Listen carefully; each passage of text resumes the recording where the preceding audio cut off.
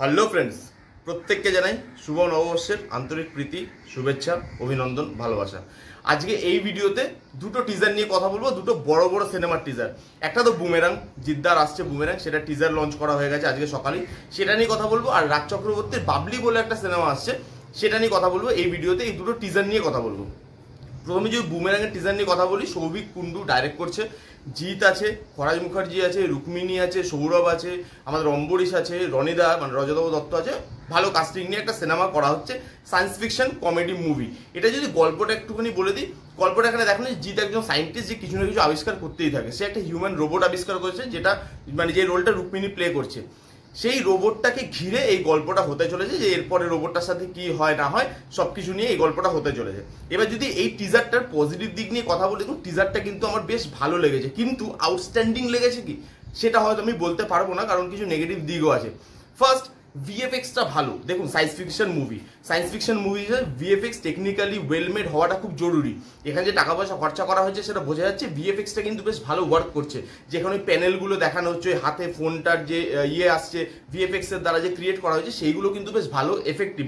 টাকা পয়সা খরচা করা হয়েছে বোঝা যাচ্ছে। টেকনিক্যালি ভালো সাউন্ড করছে সিনেমাটা, তার সঙ্গে কাস্টিংটা ভালো আছে। এটা যেহেতু কমেডি, মানে কমেডির পার্টও একটা থাকতে চলেছে, সেই জন্য কাস্টিংটাও সেই হিসাবে মাথায় রেখে বানানো হয়েছে। আপনি যদি দেখেন, সৌরভ আছে, রজতবাবু দত্ত, ফরাজ মুখার্জি, অম্বরীশ এবং জিৎ নিজে।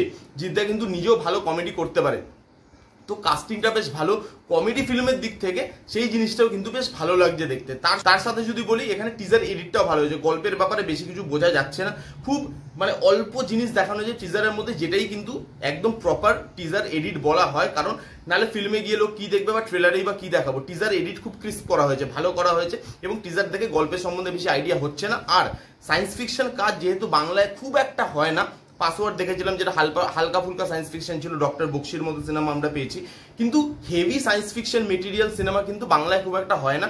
এইখানে দেখে বোঝা যাচ্ছে যে এখানে সায়েন্স ফিকশনের পোর্শনটা অনেক বেশি করে থাকতে চলেছে। তো এখানে সায়েন্স ফিকশনের যে অ্যাটেম্প্ট নেওয়া হয়েছে, যেটা বাংলা সিনেমার বাজেট অনুযায়ী কিন্তু অনেকটাই হাই একটা প্রজেক্ট। বাংলা সিনেমার বাজেটে আপনি যদি বাজেটে নিরেখে দেখেন, তাহলে কিন্তু সায়েন্স ফিকশন প্রজেক্ট বাংলা সিনেমাতে করা খুব টাফ।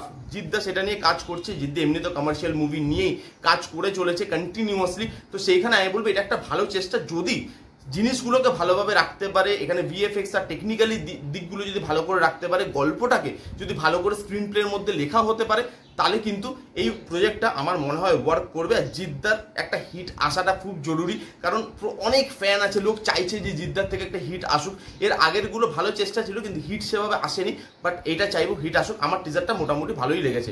এবার যদি নেগেটিভ দিক নিয়ে কথা বলি, দেখুন কমেডি সিনেমা, টিজারের মধ্যে কমেডিটা কোথাও ওয়ার্ক করছে না। ভালো ভালো অ্যাক্টররা আছে, বাট কমেডি পোর্শন খুব কম রাখা হয়েছে, আর সেটুকু খুব যে ওয়ার্ক করছে সেটা কিন্তু নয়। আর আরেকটা হচ্ছে, এখানে জিদ্দার যেহেতু সিনেমা, হেভি ডায়লগের দরকার ছিল, যে ডায়লগ টিজারের মধ্যে একদমই নেই। টিজারটা না খুব হালকা হয়ে গেছে, এর মধ্যে একটু হেভি ডায়লগ হলে, যেহেতু জিদ্দা একটা মানে নিজের একটা স্ক্রিন প্রেজেন্স আছে, একটা ফ্যান ফলোয়িং আছে, সেই জায়গাটা আমার মনে হচ্ছে যে একটু ডায়লগ মানে ভালো রাখা যেত, আর একটু ভারী ভারকাম রাখা যেত, একটু হিরোইক ডায়লগ যদি রাখা যেত, তাহলে আমার মনে বেশি ভালো হতো। এই ছিল মোটামুটি পজিটিভ দিক। নেগেটিভ দিক টিজারটা কারা কারা দেখেছেন কমেন্ট করে জানাবেন। এবার যদি আমি পরের টিজারটা নিয়ে কথা বলি, বাবলি। এটা হচ্ছে বুদ্ধদেব গুহর একটা বিখ্যাত নোভেল বাবলি, যেটা আমার পড়া হয়নি এখন অবধি, বা শোনাও হয়নি কোথাও। অনেকের হয়তো শোনা হয়ে থাকবে, আমার বাবলি উপন্যাসটা পড়াও হয়নি, শোনাও হয়নি। তো বাবলি নিয়ে বা বাবলি গল্প অবলম্বনে এটা রাজ চক্রবর্তী ডাইরেক্ট করতে চলেছে। শুভশ্রী আছে, সৌরসিনী আছে, আবির আছে। এবার এই টিজারটা নিয়ে যদি আমি কথা বলি, টিজারটা কিন্তু আমার বেশ ভালো লেগেছে। ফার্স্ট হচ্ছে বুদ্ধদেব গুহর বা লেজেন্ড বুদ্ধদেব গুহর গল্প, সেই গল্প নিয়ে কোনো সন্দেহ হওয়ার কথা নয়। আর বাবলি গল্পটা কিন্তু খুব নামকরা গল্প, তো সেখানে আমি বলবো যে গল্পের ওপর একটা আশা আছে। তার সঙ্গে সঙ্গে ডাইরেকশন, কেননা এটা একটা লাভ স্টোরি বা ত্রিকোণ প্রেমের গল্প হতে চলেছে। কারণ গল্পটা যেটুকু টিজারের মধ্যে রিভিল করা হয়েছে, খুব একটা বেশি রিভিল করা হয়নি, জাস্ট ক্যারেক্টারগুলোকে দেখানো হয়েছে, বা প্রাইম 3টে ক্যারেক্টারকে দেখানো হয়েছে। তো এখানে একটা ত্রিকোণ প্রেমের গল্প হতে পারে বলে আমার মনে হয়। আর প্রেমের গল্প রাজ চক্রবর্তী কিন্তু ভালো হ্যান্ডেল করতে পারে। তো সেইখানে আমি বলবো যে যা ডাইরেকশনও কিন্তু বেশ ভালো লাগছে। এটা মুভি আলার বেশি বলা যাবে যে ডাইরেকশন কেমন। রাজ চক্রবর্তী যেহেতু, ডাইরেকশনের একটা ভরসা কিন্তু আছে।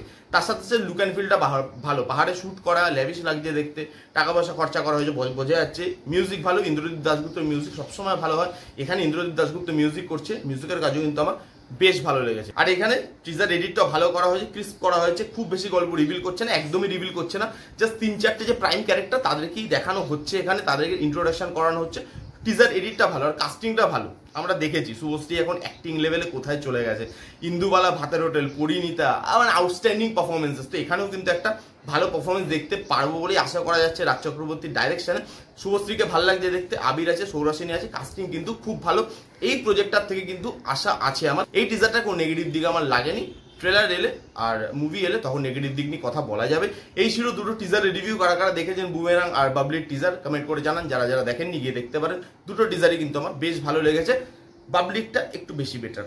এই ছিল রিভিউটা কেমন লাগলে জানাতে ভুলবেন না। রিভিউটা যদি ভালো লাগে তাহলে please give it a Thums up, like করবেন, কমেন্ট করবেন, শেয়ার করবেন, চ্যানেলটাকে আমার সাবস্ক্রাইব করবেন। দেখা হচ্ছে নেক্সট কোনো ভিডিওতে। ততক্ষণ bye bye, take care and be safe.